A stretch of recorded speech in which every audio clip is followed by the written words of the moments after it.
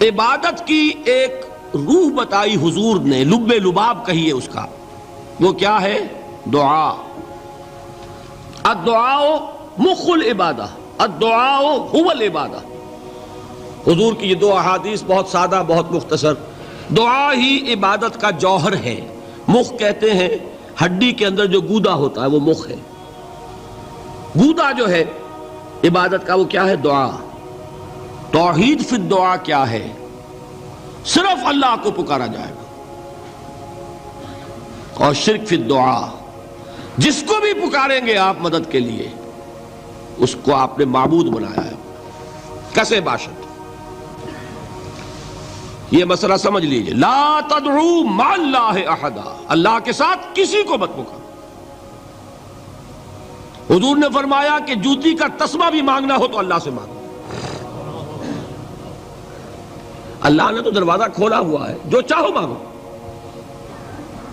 کسی اور سے مت مانگو۔ دیکھیے ایک علمی مسئلے اور ہوتے ہیں۔ یہ جو روحانیات کا معاملہ ہے، عالم ارواح میں کیا صورت ہے، ارواح صرف کہیں اللہ کے پاس کسی کولڈ سٹوریج میں ہے یا اس کا اس دنیا سے بھی کوئی تعلق ہے، یہ علمی مسائل ہیں۔ فرض کیجئے اس وقت کوئی ارواح یہاں موجود ہو، فرض کیجئے، میں اس کا انکار نہیں کروں گا، ہو سکتا ہے کہ ہو سکتا ہے کوئی روحانیت والا شخص بتا بھی دے کہ ہاں فلاں کی روح موجود ہے، ہوگی بھائی، اسے نظر آتی ہوگی، ٹھیک ہے۔ یہ بھی ہو سکتا ہے کہ کوئی شیطان جن ہو اور وہ دھوکہ دے رہا ہو کہ میں فلاں کی روح ہوں، ہو سکتا ہے کہ نہیں؟ لیکن یہ بھی ہو سکتا ہے، وہ بھی ہو سکتا ہے، مجھے اس سے بحث نہیں۔ مجھے جس سے بحث ہے وہ یہ ہے کہ مجھے پکارنے کی اجازت نہیں ہے۔ ہوا کرے کسی کی روح موجود ہو، ہوا کرے، مجھے میرے رب کی اجازت نہیں ہے کہ میں اسے پکاروں۔ مدد مانگوں گا اللہ سے، دعا کروں گا اللہ سے، استغاثہ کروں گا اللہ سے، تکلیف کے لیے دہائی دوں گا اللہ کی۔ اب اللہ جس سے چاہے کروا دے، کسی روح کو بھیج دے، کسی فرشتے کو بھیج دے، مجھے کیا ہے؟ مجھے آم کھانے ہیں، پیڑ نہیں گننے۔ فلاں روح نے آگے کام کر دیا، کرے بھائی، میرا کام بننا چاہیے۔ اور فرشتہ آ گیا، اس نے کام بنا دیا، کرے، مجھے کیا غرض ہے اس سے، میرا کام بننا چاہیے۔ میرا مسئلہ یہ ہے کہ مجھے پکارنا ہے صرف اللہ۔ اللہ کو اس کی بھی قدرت ہے کسی کو نہ بھیجے، نہ کسی روح کو بھیجے، نہ ملائکہ کو بھیجے، بغیر کسی کے جو چاہے کر دے۔ اللہ کا مرضی ہے، وہ چاہے کسی روح کو بھیج دے، کسی فرشتے کو بھیج دے، مجھے اس سے غرض ہی کوئی نہیں۔ مجھے تو اپنی تکلیف کا دور ہونا مطلوب ہے، اس کے لیے میں پکاروں گا۔ سمجھ رہے؟ دیکھیے میں سادہ ترین کر رہا ہوں مسئلہ۔ عبد القادر جیلانی کی روح یہاں ہے یا نہیں، حضور کی روح انور یہاں ہے یا نہیں، یہ تو علمی مسئلہ ہو گیا نا۔ یہ فرشتے یہاں ہیں کہ نہیں، کوئی اختلاف ہے؟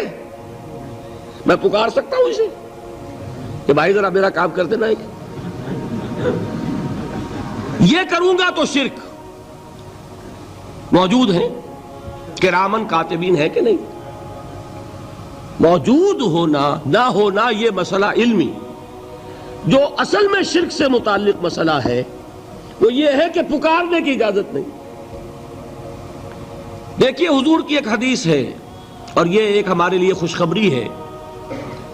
آج 8واں دن ہے، آپ اپنی نیند کی قربانی دے رہے ہیں، آ رہے ہیں، سن رہے ہیں۔ یہ حدیث بھی سن لیجئے، بشارت والی حدیث ہے۔ مجتمع قوم فی بیت من بیوت اللہ، نہیں جمع ہوتے کچھ لوگ اللہ کے گھروں میں سے کسی گھر میں۔ اس کا مصداق اول تو مسجد ہوگی، لیکن تقریباً تمام محدثین نے مانا ہے کہ صرف مسجد تک محدود نہیں ہے، سب گھر اللہ کے ہیں۔ یہ جگہ کس کی ہے؟ تو عام ہے یہ چیز، لیکن مسجد کا ہوگا تو وہ مصداق اول ہو جائے گا۔ مجتمع قوم فی بیت من بیوت اللہ یتلون کتاب اللہ ویتدارسونہ بینہم، کام کیا کر رہے ہوں کہ اللہ کی کتاب پڑھ رہے ہوں، وہ سمجھ رہے ہوں، سمجھا رہے ہوں، تو کیا ہوتا ہے؟ الا نزلت علیہم السکینہ، ان پر اللہ کی طرف سے سکینت کا نزول ہوتا ہے۔ وغشیتہم الرحمہ، رحمت خداوندی انہیں ڈھانپ لیتی ہے۔ وحفتہم الملائکہ، فرشتے ان کے گرد گھیرا ڈال لیتے۔ وذکرہم اللہ فی من عندہ، اور اللہ ذکر کرتا ہے ان کا ملائکہ مقربین کی محفل میں۔ دیکھو تم کہتے تھے یہ انسان بڑا گھٹیا ہے، میرے وہ بندے اس وقت میرے گھر میں جمع ہے صرف میرے کلام کو سمجھنے کے لیے۔ اللہ فخر کرتا ہے اس میں، ذکر کرتا ہے اللہ۔